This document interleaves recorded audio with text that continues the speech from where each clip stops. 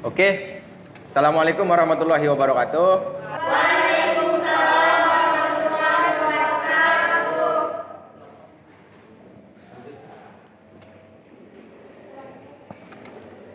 Alhamdulillah, adik-adik kita bisa ketemu lagi di pertemuan pada siang hari ini. Ini gimana kabarnya? Pada sehat semua kan? Alhamdulillah. Sehat. Semoga kita dalam lindungan Allah Subhanahu wa taala. Amin. Jadi pada pertemuan kali ini kita akan membahas tentang pengertian tentang seni tari ya. Jadi seni tari itu apa sebenarnya, terus unsur-unsurnya.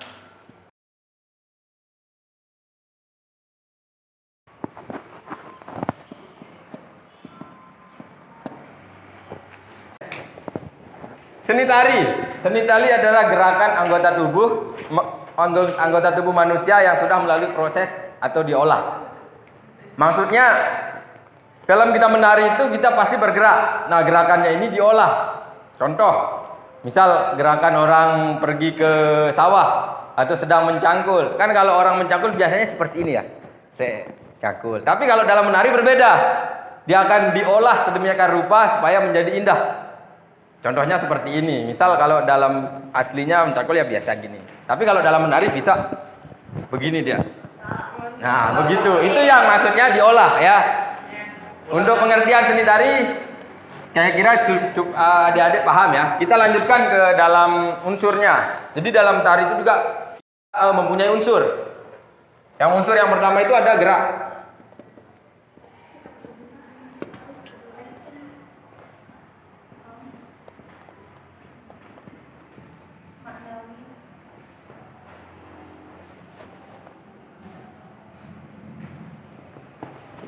Nah, dalam unsur seni tari,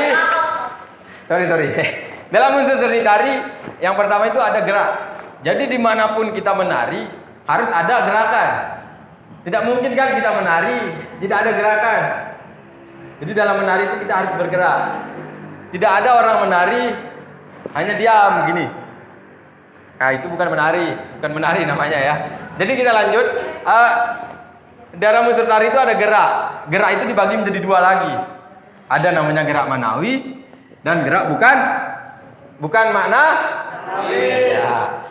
Nah, maksud gerak manawi ini yang saya jelaskan tadi. Ini maksudnya gerakan tubuh manusia yang sudah melalui proses pengolahan dan mempunyai arti. Jadi dalam tarian itu kita bergerak, diolah gerakannya dari gerakan kehidupan sehari-hari itu diolah gerakannya, kemudian gerakan ini mempunyai makna atau arti.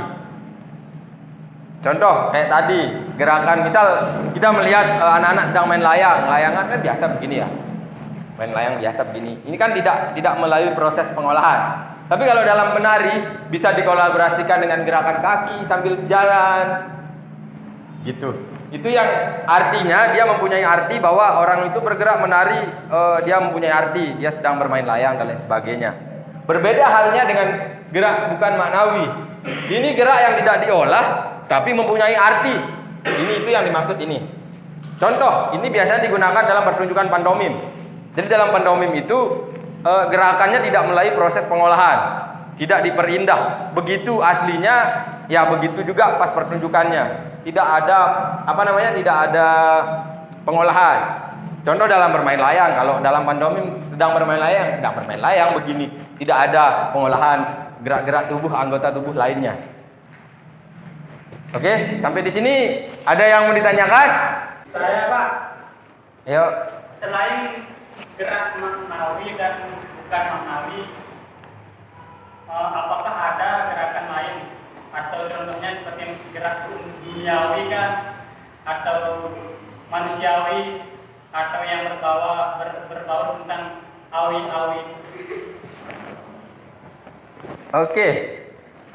Jadi maksudnya unsur gerak ini maknawi dan bukan maknawi ini tergantung dari objek apa yang kita akan tuangkan ke dalam tarian. Jadi bukan hanya sekedar manusiawi saja begitu, hewani juga bisa gitu ya. Tergantung, misal kita mau meniru gerakannya monyet misal begitu ya, dalam cangkup unsur gerak tari yang mengandung arti yang sudah diolah. Contoh gerakan monyet misalnya seperti ini, ngigis-ngigis kan. Jadi kalau dalam seni tari kita bakalan mentransfer dia ke dalam seni tari yang sudah diolah. Gerakan monyet itu bisa diperindah lagi. Jadi, monyet yang jingkrak-jingkrak seperti ini kan jarang ada monyet yang seperti saya tadi itu ya. Bukan seperti saya sih sebenarnya. Tergantung dari apa yang kita objek apa yang kita mau ambil gitu. Bukan hanya dari kegiatan sehari-hari saja. Bisa juga dari kejadian-kejadian, peristiwa-peristiwa dan lain sebagainya. Tergantung. Kalau kita mau buat dia seperti aslinya, berarti itu termasuk dalam gerakan bukan manawi. Tapi kalau kita sudah mengolah dia menjadi lebih baik dan lebih indah, itu termasuk dalam gerakan yang manawi. Paham yuk? Oke, kita lanjut ya untuk unsur kedua. Unsur kedua itu ada ruang. Nah, unsur-unsur tari yang pertama itu ada gerak. Nah, ini kita lanjut ke yang kedua. Ada ruang.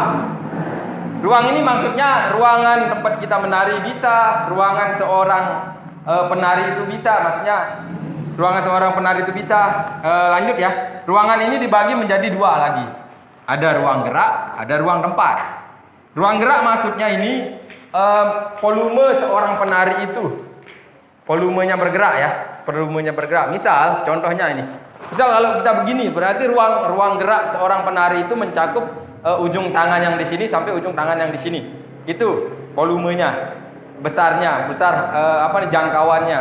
Tapi kalau kita perkecil lagi seperti ini, berarti ini bagian terluas dari anggota tubuh itu yang diambil. Contoh dalam menari, kalian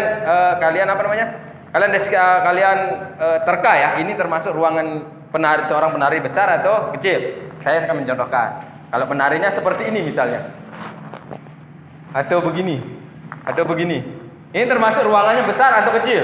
Besar. Kenapa bisa besar? Karena jangkauan tangannya, anggota tubuhnya itu besar. Berbeda dengan tari kalau begini narinya. Ini kecil kan? Jadi sedikit sekali ruang geraknya. Itu tergantung pada penarinya sendiri. Itu yang dimaksud dengan ruang gerak. Kita lanjut ke ruang tempat. Ruang tempat ini mencangkup tempat pertunjukan, tempat di mana dia menari.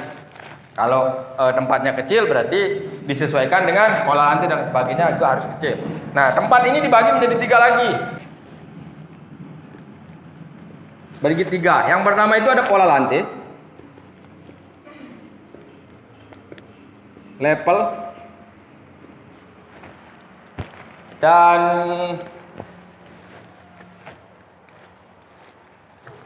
sama ruang pentas namanya, ruang pentas.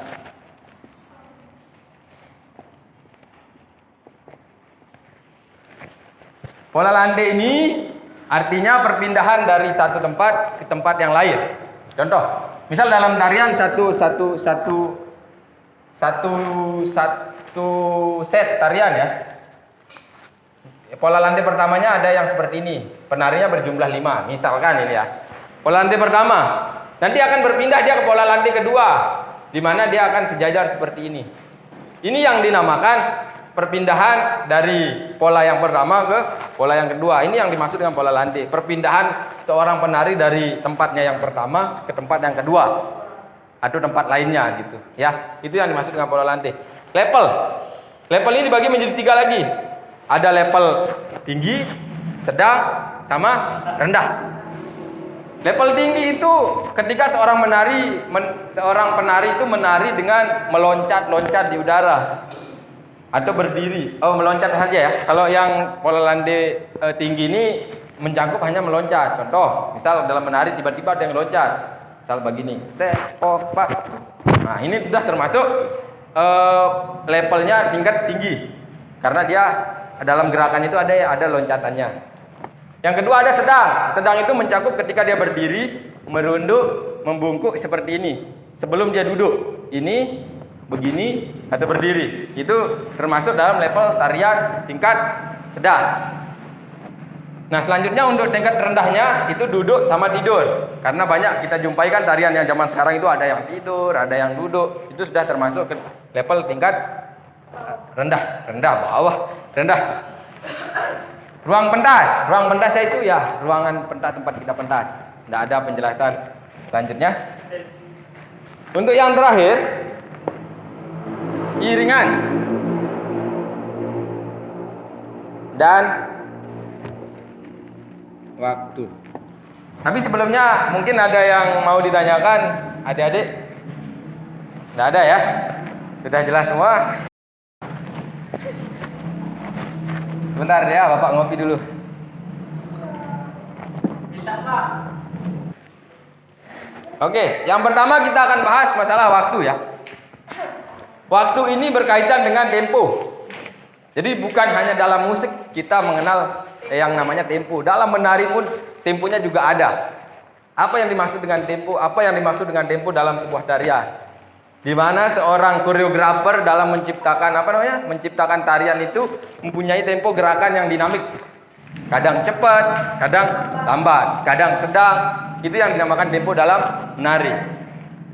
Ini berkaitan masalah tempo ya, tempo dan ritme tarian. Untuk iringannya, iringan itu ada dibagi menjadi dua lagi.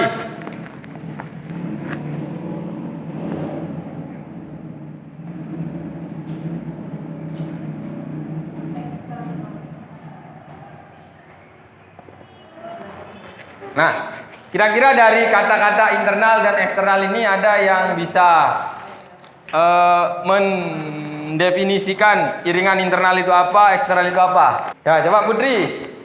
Apa yang dimaksud dengan iringan internal doang ya, internal saja? Internal, kalau internal itu iringan yang berada di dalam, kalau yang eksternal itu iringan yang berada di luar. Ya. Baik, tepuk tangan buat Putri dulu. Oke. Jadi penjelasannya masih sangat umum ya. Dalam itu dalam apa gitu kan? Dalam tari. Bisa dalam baju, dalam otak, dalam mulut dan lain sebagainya. Jadi yang dimaksud dengan iringan internal itu iringan musik atau iringan suatu tarian yang berasal dari dalam tubuh penari itu sendiri. Contoh ketika dia menari tiba-tiba teriak ha, tiba-tiba dia teriak hi, daripada ha ha ha ha gitu. Itu yang dimaksud dengan iringan internal. Atau dalam satu contoh tarian yang ada di Indonesia ini, tari saman. Tahu saman kan? Sambil dia menyanyi sambil menari. Hai semelekete emprut. Nah, seperti itu ya. Iringan internal. Itu yang dimaksud dengan iringan internal. Untuk yang kedua, Nila, kira-kira bisa mendefinisikan apa itu iringan eksternal dalam sebuah tarian?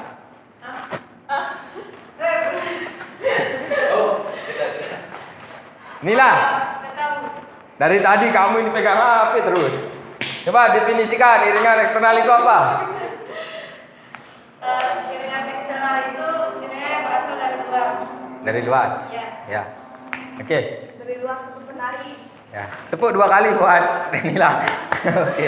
Ya, lanjut ya. Kita iringan eksternal.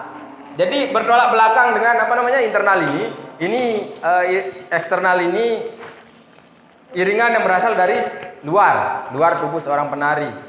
Dia tidak berteriak, tidak bernyanyi sambil menari, tetapi ini berasal dari audio musik ya. Audio istilahnya musik. Audio. Bisa audionya live, bisa audionya non live atau via MP3. Ya, via setel. Via setel itu. Bagaimana ketika saya mau bertanya kepada kalian? Bagaimana ketika kita menari, kemudian kita diiringi sama musik live? Itu termasuk ke iringan internal atau eksternal? Kenapa? Karena dia dari luar. Oke. Tadi Putri sudah mendefinisikan tentang iringan internal.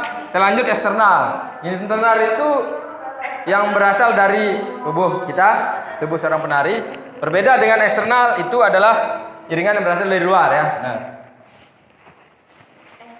Kira-kira paham ya iringan ini ya? Tidak ada mau dipertanyakan lagi? Oke. Berhubung Saya tahu. jadi sampai di sini mungkin kita pertemuan pada siang hari ini ya, adik-adik ya. Oke, kita tutup pertemuan kita pada siang hari ini. Semoga apa yang saya sampaikan bisa kalian cerna dalam hati. Cerna dalam hati ya. Oke, Wabillahi taufiq wal hidayah. Assalamualaikum warahmatullahi wabarakatuh. Waalaikumsalam.